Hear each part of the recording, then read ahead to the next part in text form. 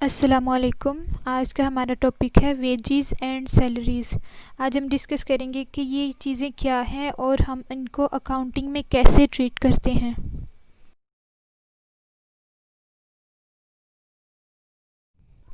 तो सबसे पहले है वेज। वेज का मतलब होता है उजरत। उर्दू में जो मतलब होता है वो होता है उजरत, जिसे पंजाबी में हम लोग दिहाड़ी भी कहते हैं।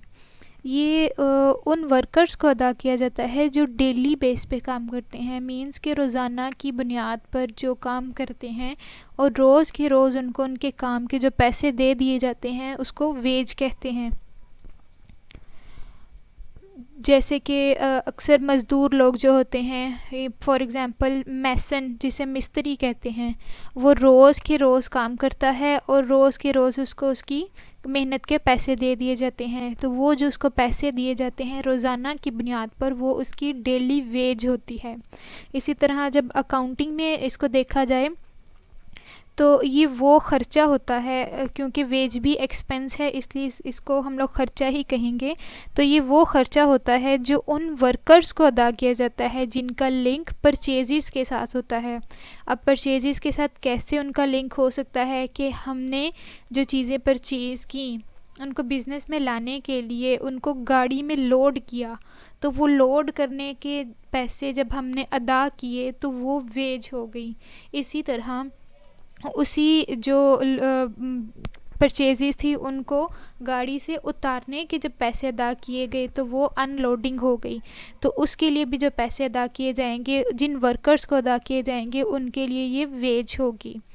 इसी तरह अगर हम लोग बिज़नेस प्लेस में वर्किंग एरिया में देखें तो ये वेज उन लोगों के लिए होती है जो प्रोडक्टिव एक्टिविटीज़ में इन्वॉल्व होते हैं, यानी कि चीज़ों को बनाने के लिए जो काम कर रहे होते हैं और फिर उसी काम की उनको रोज़ के पैसे दे दिए जाते हैं, तो ये उन वर्कर्स की डेली वेज हो जाती है।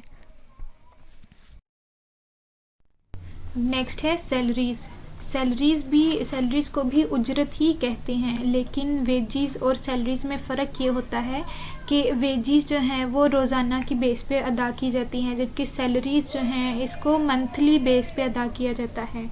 और ये उन लोगों को अदा की जाती है जो प्रोडक्टिव एक्टिविटीज़ में इन्वॉल्व नहीं होते, यानी कि चीज़ों को बनाने का काम नहीं करते, बल्कि बिज़नेस के अलग अलग डिपार्टमेंट में काम करते हैं। और ये जो लोग होते हैं ये बिज़नेस के एम्प्लॉयज़ होते हैं, इसलिए इनको जो भी अदायगी की जाती है उसको सैलरीज़ कहते हैं।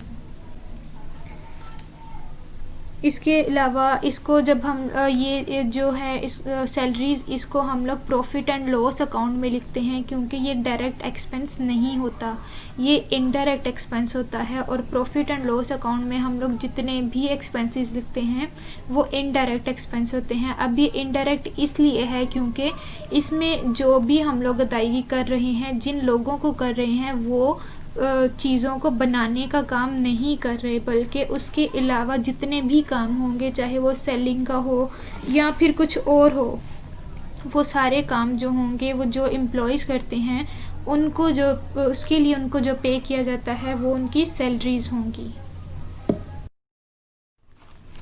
अब हम इन दोनों एक्सपेंसेस को रिकॉर्ड कैसे करते हैं। वेजीज़ डायरेक्ट एक्सपेंस होता है क्योंकि ये डायरेक्ट चीज़ों को बनाने से लिंक्ड है, तो जो भी एक्सपेंस चीज़ों को बनाने से लिंक्ड होगा वो हमारा डायरेक्ट एक्सपेंस होगा। और जितने भी डायरेक्ट एक्सपेंसेस होते हैं वो ट्रेडिंग अकाउंट में डेबिट साइड पर लिखे जाते हैं। इसी तरह सैलरीज़ हैं तो ये इनडायरेक्ट एक्सपेंस है, तो इसको हम लोग प्रॉफिट एंड लॉस अकाउंट में लिखेंगे। अब नीचे है veggies and salaries and veggies. ये दो सिचुएशंस होती हैं जब भी हम लोग अकाउंटिंग के क्वेश्चन सॉल्व करते हैं तो उनमें लिखा जाता है। अगर तो वेजीज़ एंड सैलरीज़ लिखा जाए, वेजीज़ का वर्ड पहले लिखा जाए और सैलरीज़ का बाद में लिखा जाए, तो उसकी जितनी भी अमाउंट होती है वो हम लोग ट्रेडिंग अकाउंट में लिखते हैं। लेकिन अगर पहले सैलरीज़ का वर्ड हो फिर वेजीज़ का वर्ड हो तो फिर जो भी अमाउंट होगी वो सारी की सारी हम लोग in profit and loss account में लिखते हैं।